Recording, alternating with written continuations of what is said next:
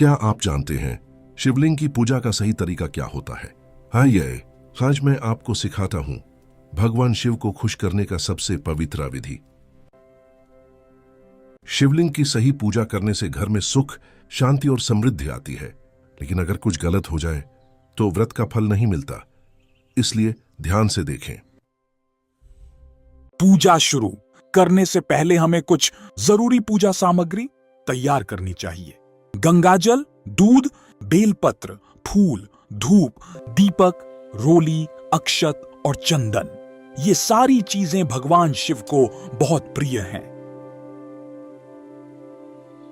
पूजा शुरू करने से पहले संकल्प लेना बहुत जरूरी है।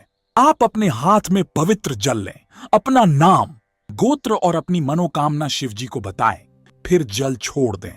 इससे आपकी पूजा का फल निश्चित हो जाता है। सबसे पहले शिवलिंग का अभिषेक करें। सबसे पहले गंगा जल से, फिर दूध से, फिर शहद से, फिर दही से, फिर घी से और अंत में फिर से गंगा जल से अभिषेक करें। हर एक अभिषेक के दौरान ओम नमः शिवाय का जाप जारी रखें।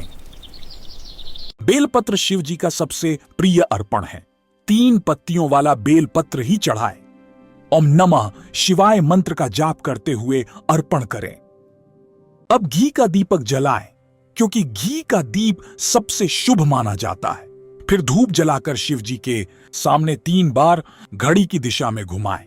यह पूजा का एक महत्वपूर्ण हिस्सा है।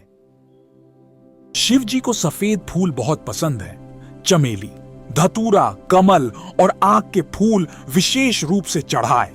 लाल फूल बिल्कुल न चढ़ाएं।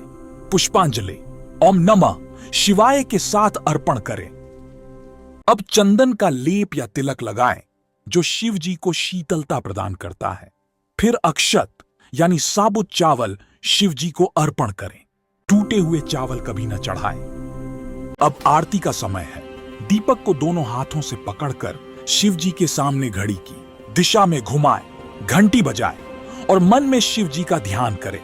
यह पूरी पूजा का सबसे पवित्र और भावुक पल होता है। अगर आपने इस विधि से शिवलिंग की पूजा की है तो निश्चित रूप से भोले बाबा की कृपा आप पर होगी।